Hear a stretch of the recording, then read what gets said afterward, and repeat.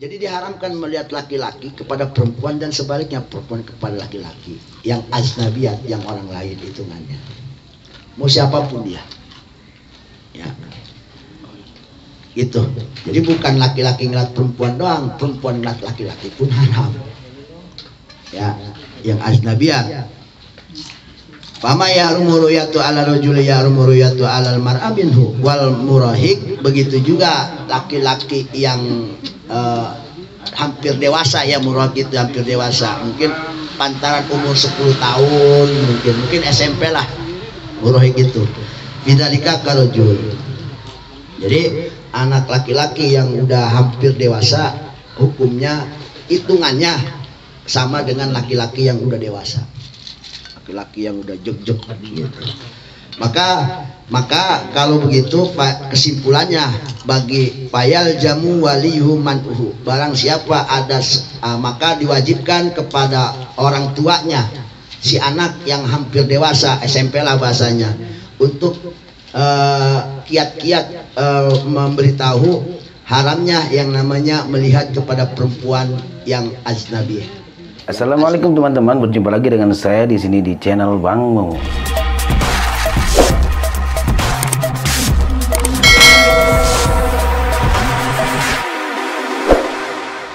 Ada kan sini mungkin yang punya anak udah SMP-an, ya, tong kalau ada artinya kasih tahu kalau itu salah. Nanti enggak memandang perempuan ajnabi itu salah, cegah oleh kita, larang oleh kita. Apalagi nonton dangdut video wanita mah begitu, ya. Gitu. Jangankan gua babanya, lu juga nggak boleh tong, gitu. Jangan ego, ya. Lu tong kagak boleh, babanya nyelosor. Lain deh itu urusannya. Anaknya mau juga kagak kasih nonton dangdut, bawa aja paling depan. Jangan. Iya. Anaknya lihat babanya lagi bawer. Kita mah ngelarang anak doang kan. Iya. Babanya lihat belakang. Ah iya nih. Wayal jamua istinabu minhu, ihtijabu minhu, dan kasih tahu juga jangan cilik-cilik tong kalau jalan memata gitu. Permin juga kalau ngelihat yang gono-gonoan mah begitu. Iya, namanya anak udah mau dewasa ya kan. Ngeri kalau dewasa mentor malam minggu ngelancong mulu, bawanya piyeng dah. Bato motor, ilangmu motor. Mana motor? Anak no make duluan. pulang pagi tanya ngelancong. Aduh ribet aja, bapaknya mau kondangan kagak bisa. Ya, itu. Begitu juga wakal mar'ah. Nah, begitu juga bukan anak laki-laki yang anak-anak laki-laki yang hampir dewasa, begitu juga anak-anak perempuan nih yang punya anak perempuan yang udah SMP-an ada yang punya. Nah, bejaan bilangin, Neng, kalau tadi kan tong, sekarang Neng. Bilanginnya sama begitu, Neng. Yang begini nggak boleh. Iya, bilangin juga. Lah sekarang anak kan cuman orang tua yang dia terima nasihatnya, orang lain mah belum tentu. Iya, anak yang udah hampir gede, ya baik laki-laki maupun perempuan. Jadi sama, orang tuanya pun harus, yang perempuan maupun yang laki-laki yang hampir dewasa juga orang tuanya wajib ngasih tahu hal ini. Ya, jangan ngelarak ngelirik gitu, bilangin. Ya, pokoknya intinya begini, saya nggak bisa Ustadz nih kalau di kampung Loktokan, masya Allah kita nggak pagi nggak sore nggak siang kita menongkrong sini itu perempuan babalatak ya, bolak balik. Tadi kan saya udah ngomong, dikala kita itu salah, akui. Yang salah ini begini, udah tahu itu salah, kita ngelakuin tapi kita anggap ini yang fatal. Ya kan sekarang mah di dokter nggak nenek-nenek kagak yang muda, semuanya ya pada ngablak kan ya, istilahnya begitu. Ya kita kan jujur aja, ini kan hukum. Tapi paling nggak tadi sebodoh-bodohnya kita jangan sampai buta sama hukum. Dikala itu emang salah menurut agama, jangan dianggap kita itu benar. Itu yang jadi fatal mah.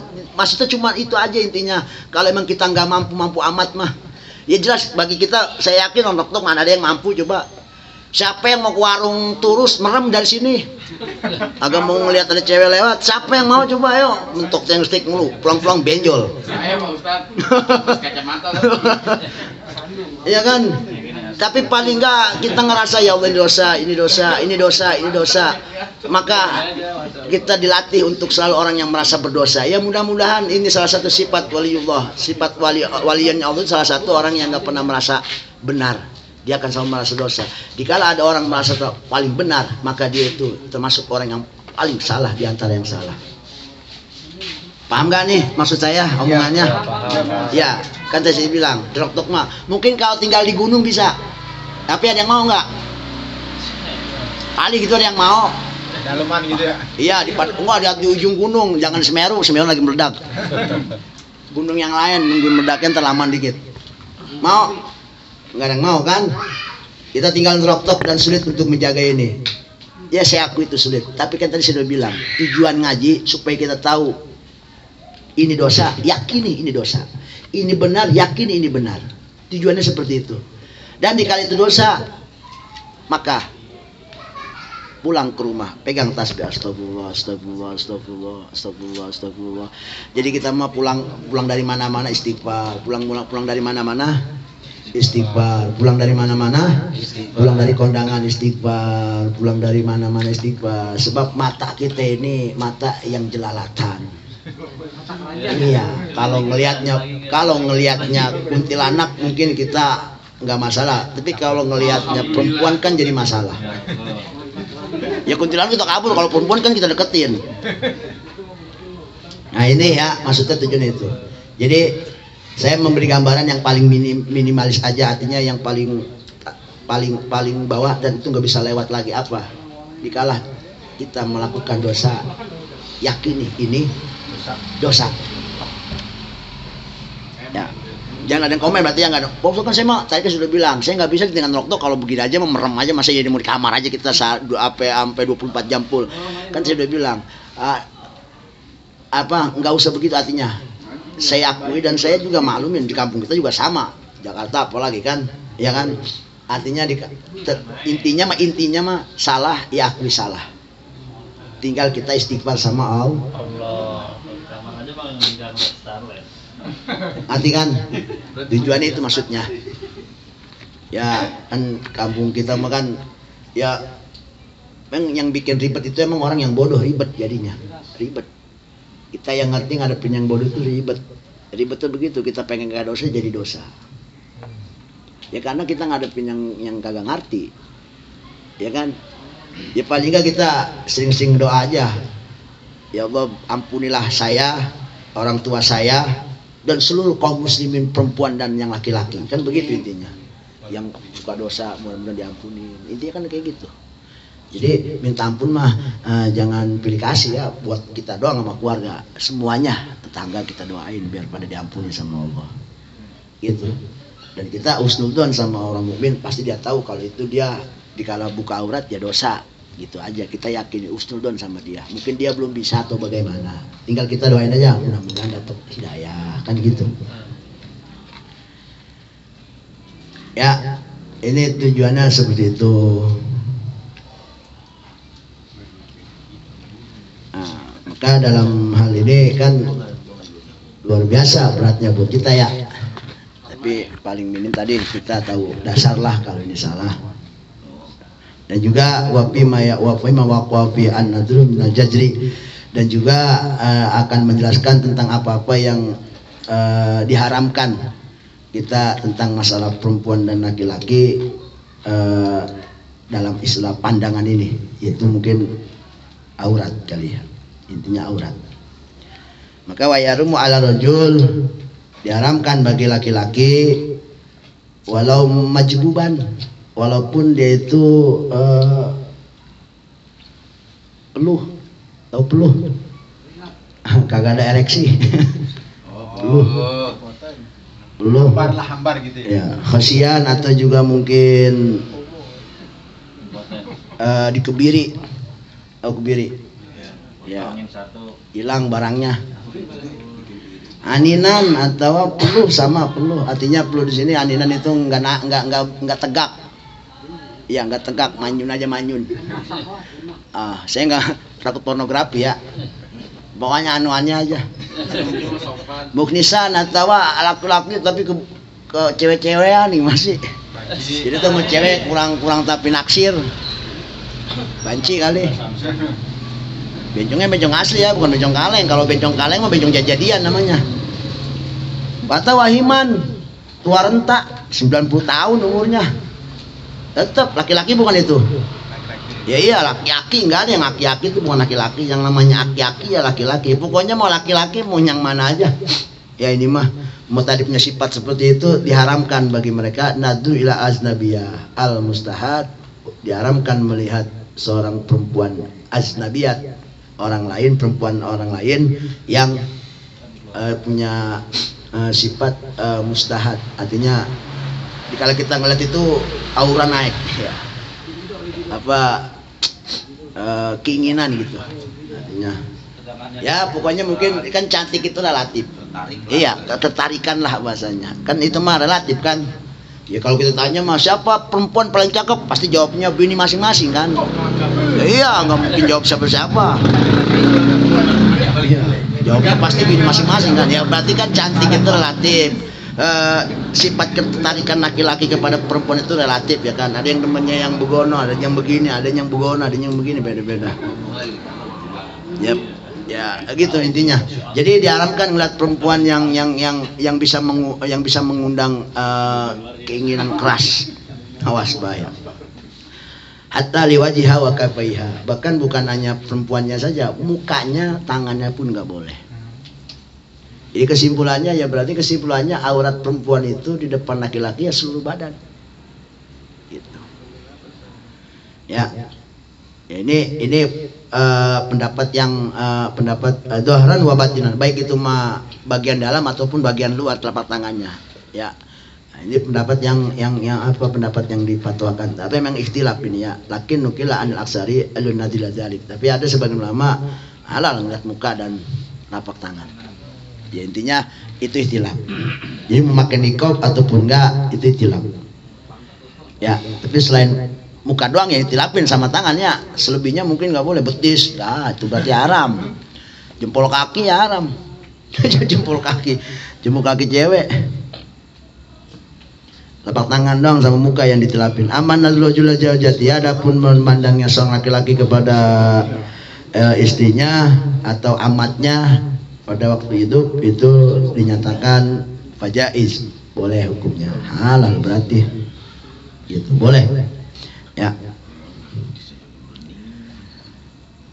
fajaizun walau mau wujudil manil muslim naik qaribil jawal kal haidin wa rohnin baik itu mah memandangnya suami kepada istrinya itu kan istri itu hitungannya ajnabiyah perempuan orang mana-mana kan gitu maka boleh kalau suami mah udah ada ikatan mah boleh mandang sekalipun ada hal almani yang melarang dia untuk istimna berjima berarti haid kahedin tapi istimnanya qaribil jawal ya artinya ya seperti haid kan kemarin udah jelasin ada yang sehari artinya yang cepat hilangnya nggak lama ya kan haid hilangnya paling ada yang sehari ada yang 3 hari ada yang lumrah itu 6 hari 7 hari ada yang paling banyak berapa? 14 hari, 2 minggu berarti hitungannya.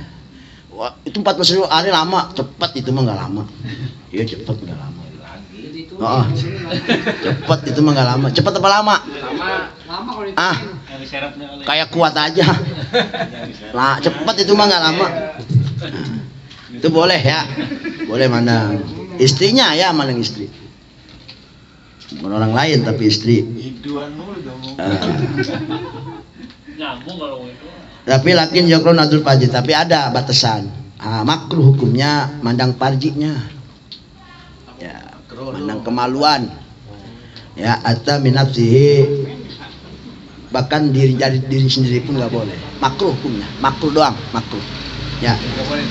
Tapi itu bila hajat, tanpa ada hajat. Kalau ada hajat mah nggak masalah.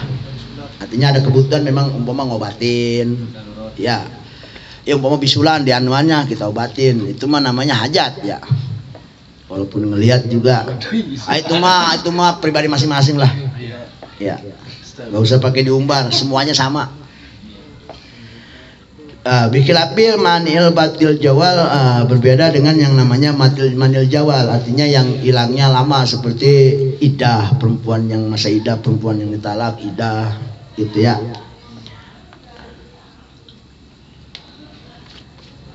Maka payah rumunadul mabaina surah wa rukbah, maka diharamkan melihat perempuan itu yang masa idah itu melihat selain antara pusar dan dengkul itu diperbolehkan, tapi kalau antara itu nggak diperbolehkan. Ya, masa idah. Tapi kalau perempuan yang kita nggak, masa perempuan aslinya kita mah yang bukan masa idah, emang itu nggak ngapa-ngapa, nggak ada masalah problematik, sekalipun dia head, kita mandang dia itu boleh, silakan semuanya. Cuman tadi yang makruh itu apa?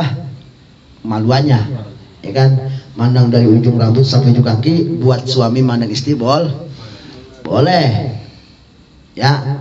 Nah, yang makruh itu apa? Kemaluannya.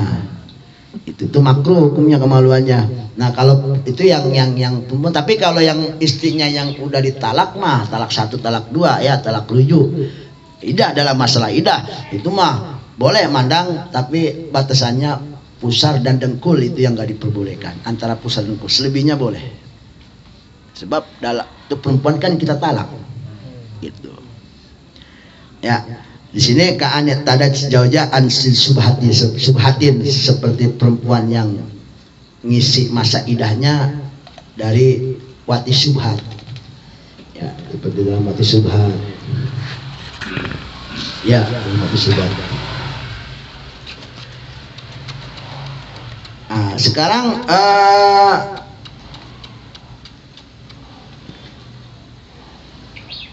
amanatul ajal nikah, adapun memandang untuk keperluan nikah. Kita umpama mau ngelamar nih, yang belum kawin pengen ngelamar perempuan, maka boleh. Maka payah juju ila wajil wakafe ini boleh itu si laki-laki memandang perempuan mukanya aja dan telapak tangannya aja. Nah, paham nggak? Oh, berarti ada rahasia di muka perempuan dan di tangan perempuan ada rahasia, ya ada. Itu mungkin kalau kita lihat di kitab apa? Aduh, saya lupa. Fathul Ijar itu ada. Jadi dalaman perempuan itu kita ngeliat muka aja udah bisa nebak. Iya, sampai dalam kitab Fathul Ijar itu ekstrim, sampai masalah kekuatan perempuan itu bisa kita tebak gitu, bisa kita prediksi dari alisnya, juga kita prediksi dari jari-jarinya. Iya, gitu.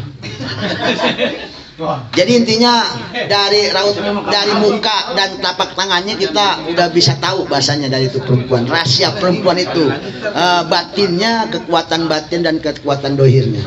Coba.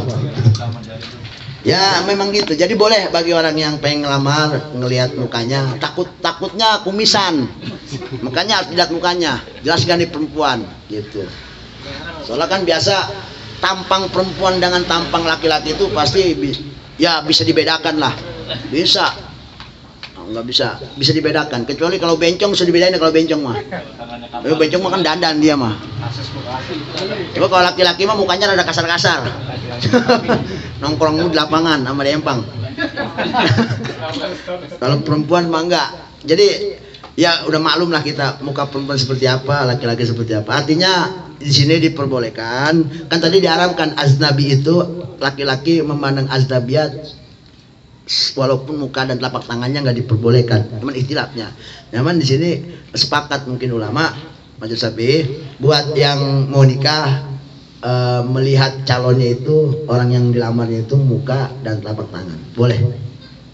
Ingat pakot itu aja, selebihnya nggak boleh.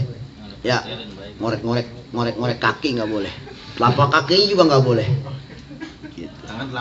Wa ila ma'adahu baina surah wa rukbah minal amat, dan itu masalah wa yajunadu ilal asnabiyat bil wajhi.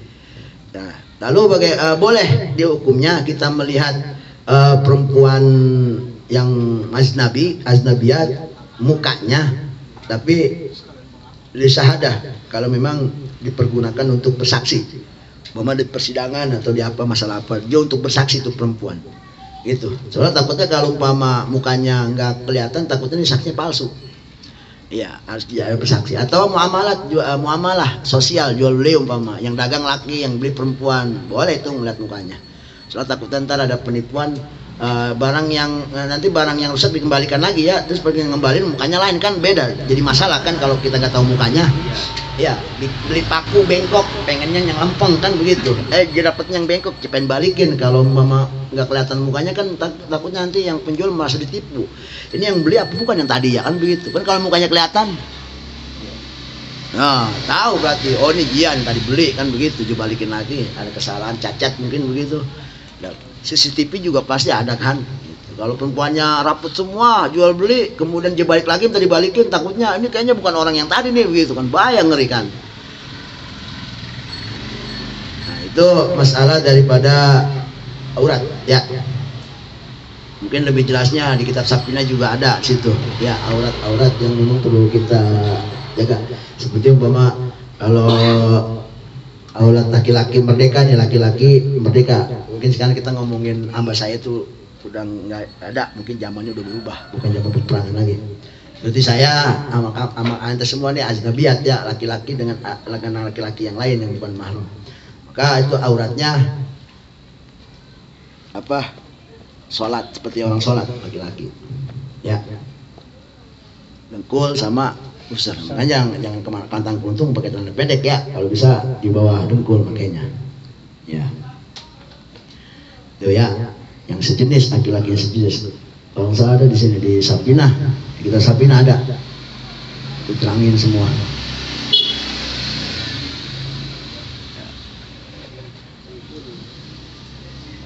Sini ada tuh keterangannya. Ilam anan nadra mar'ai la jaujiha yaijun. Nah, diperbolehkan melihat perempuan kepada suaminya, itu juga hukumnya boleh, sebaliknya juga. Bijami badanhi, seluruh badannya, kecuali tadi apa? Kemaluannya yang makruh. Iya, laki-laki begitu, perempuan juga begitu, istri juga begitu, sama jadi intinya. Ya, terus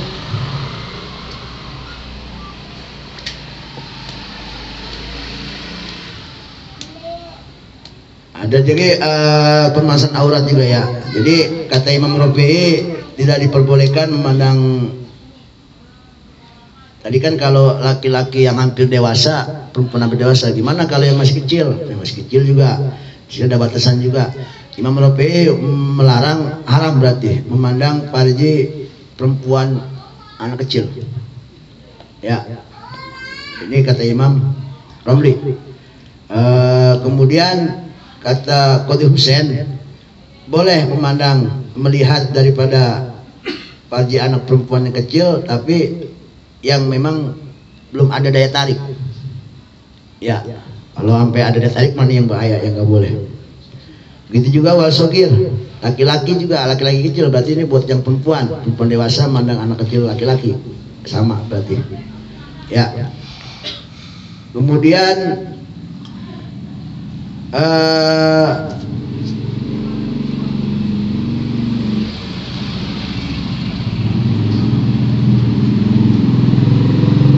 masalah daripada ini juga masalah aurat gitu ya.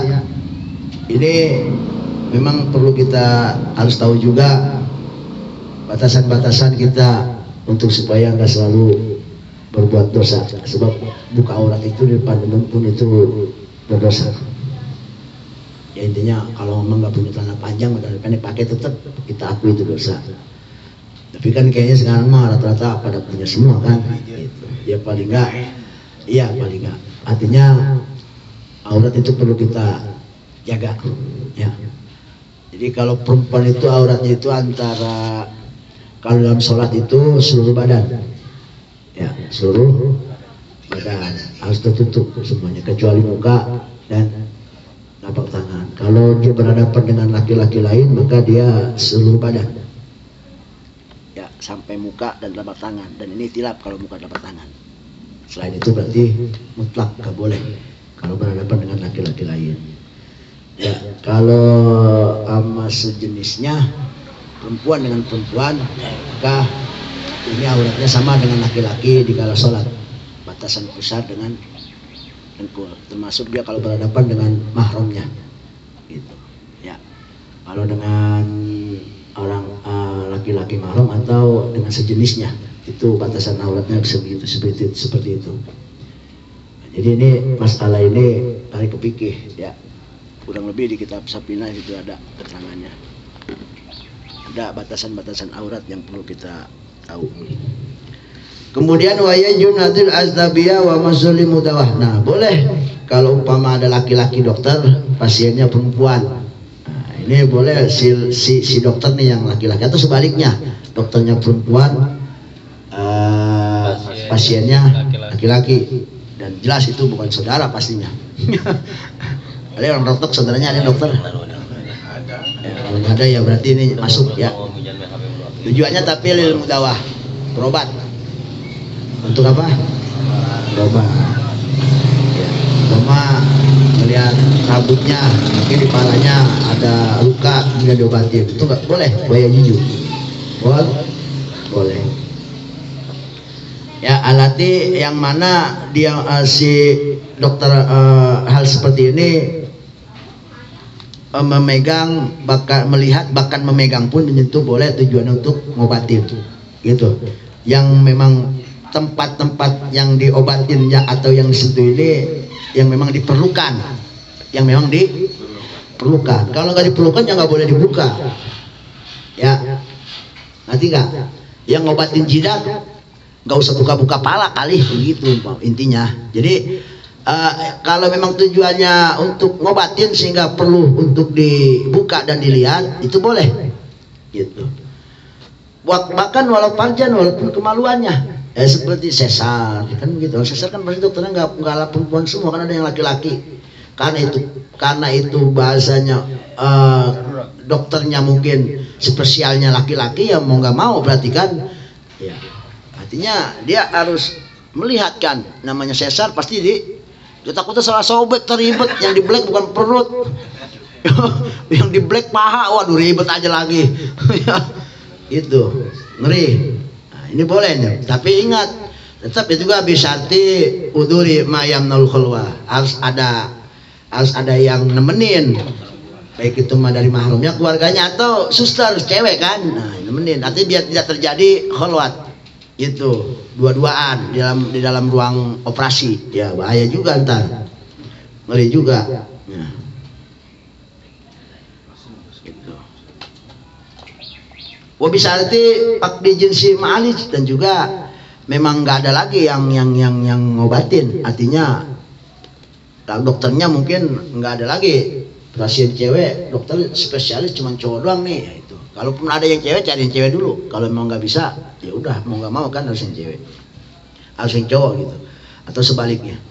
Wa yajunadu ilaiha aidan li ta'limil wajib. Nah, juga boleh perempuan ini ngaji sama kiai atau sama ulama di pengajian, umpama yang ngajar cowok, yang belajar ibu-ibu umpama.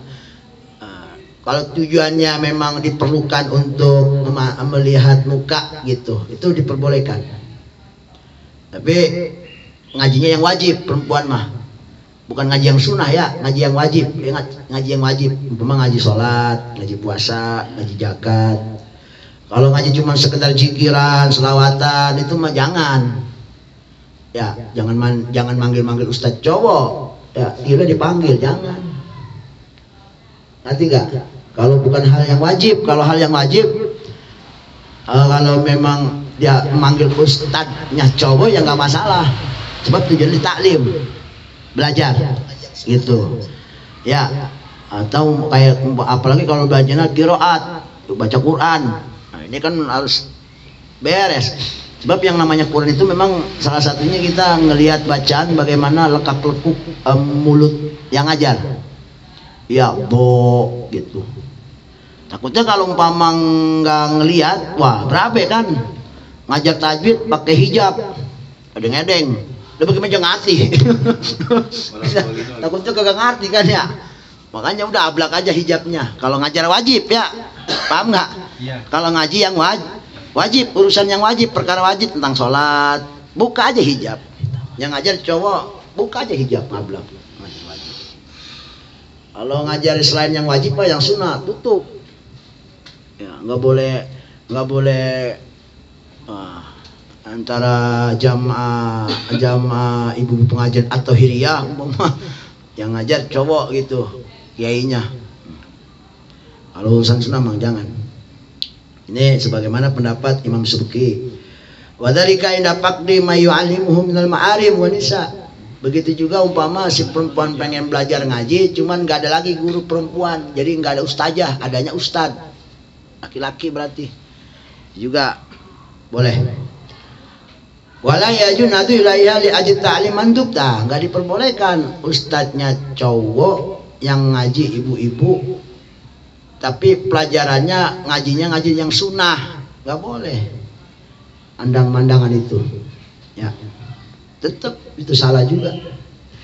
Bilhabil amrod, kecuali perempuan yang SMP tadi, yang SMP pada belajar ngaji nih sama guru tapi cowok, cuma boleh buka hijab. Faya junadul ajli, tapi tujuannya ditaklim ya, belajar. Selain ditaklim jangan ngongkok umpama ya, jangan itu. Gitu. Jual beli juga mungkin batasannya jual beli udah pergi ini mah, mentang-mentang yang dagangnya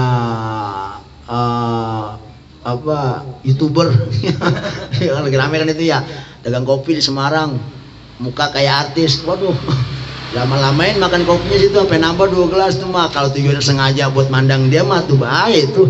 Kalau tujuannya emang kita emang lagi buat istirahat mah nggak masalah. Kalau tujuannya lebih dari istirahat, waduh bahaya. Ada maunya berarti kan.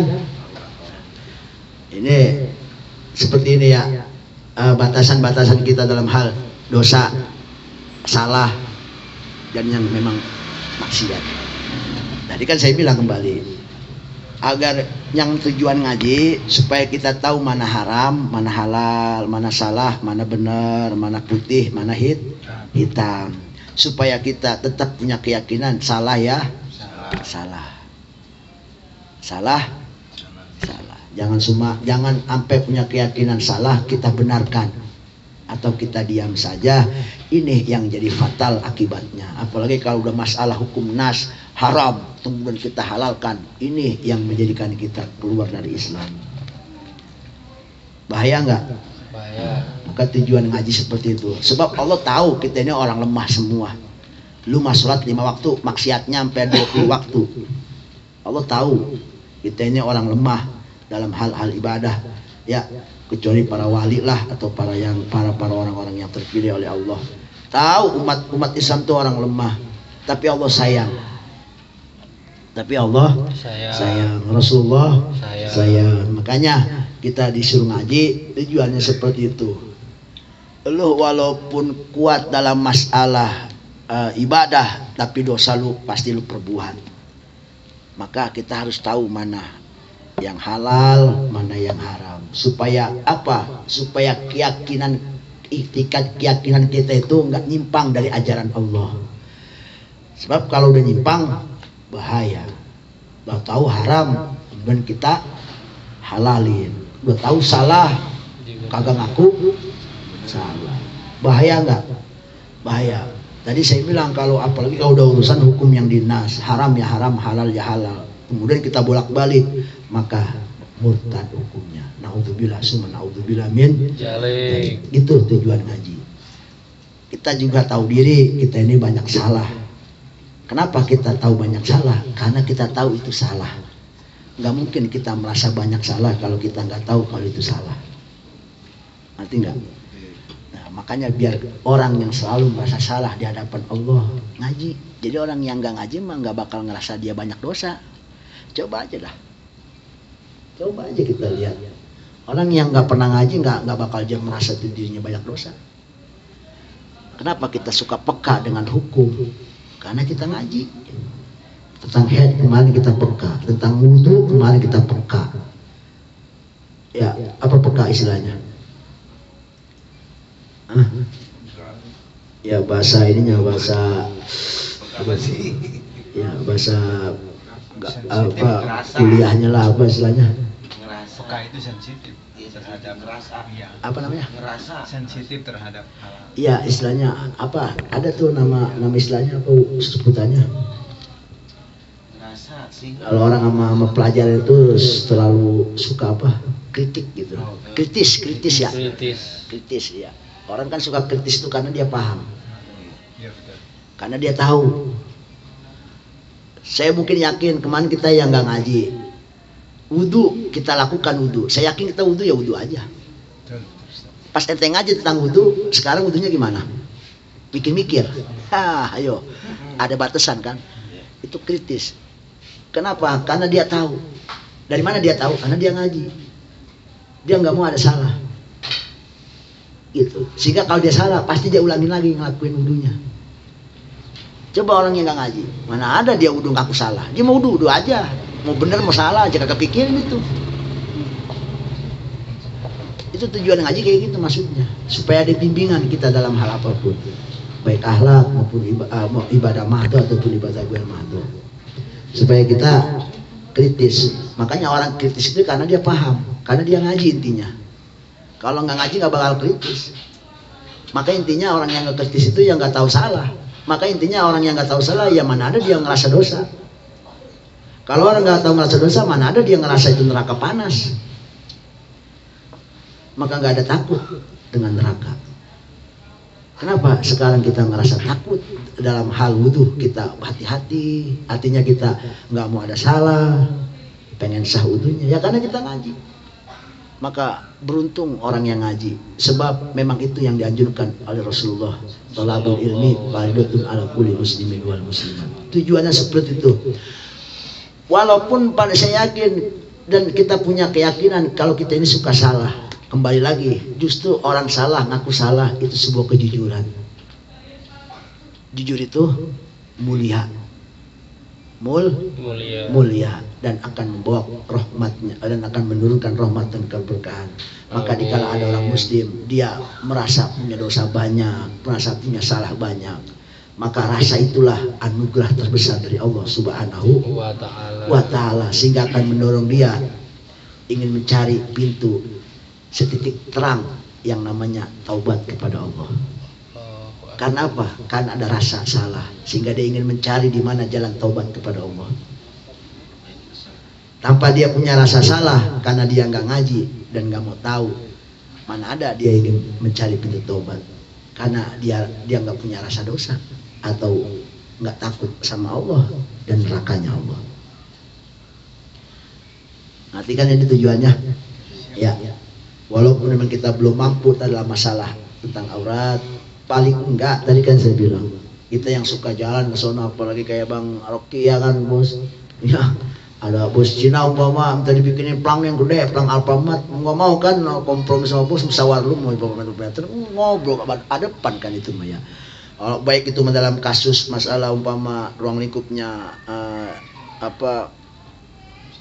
perjanjian atau di luar perjanjian, kan berarti kan udah nggak ada jual beli kan, itu mah ngobrol santai aja, diajak ngopi ya kan, berarti kan itu hal yang nggak diperbolehkan. Maka anggap inilah saya Allah gitu. Terpulang naik motor astagfirullah sampai rumah 2000 astagfirullah gitu. Ya mana ada kita mau istighfar kalau kita nggak ngerasa dosa sama salah. Justru orang yang banyak salah istighfar itu pengen tobat karena dia tahu kalau ini salah. Gitu. Itu tujuannya. Jadi surga itu bukan buat kiai, bukan buat ulama, buat siapa aja orang yang mendekat kepada Allah Subhanahu wa ta'ala.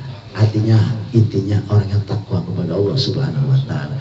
Mudah-mudahan serta ketakwaan kita kepada Allah. Ya kan begini, Allah tuh ngasih daya, ada orang lewat ngaji, ada dapat hidayah lewat ngaji, ada orang dapat hidayah lewat maksiat, ada gara-gara dangdutan dia tobat, gara-gara dosa dia tobat. Jadi bagi Allah mah antara dosa dengan taubat itu yang nggak ada perbedaan buat Allah mah ya. Jadi antara dosa dan pahala buat Allah itu nggak ada perbedaan. Artinya buat Allah itu ya sama aja, sebab jais bagi Allah Subhanahu wa ta'ala. Yang nggak mustahil bagi Allah. Lu dosa gue masukin ke surga, itu hak Allah. Lu banyak ibadah juga gue masukin ke neraka, itu hak Allah. Artinya semua itu nggak ada kaitan. Ini mah kita sebagai makhluk umatnya begitu. Artinya dikala salah ya kita ngaku salah, benar yang aku Benar. intinya biar tahu mana hitam mana putih. Itu aja inti ngaji Maya.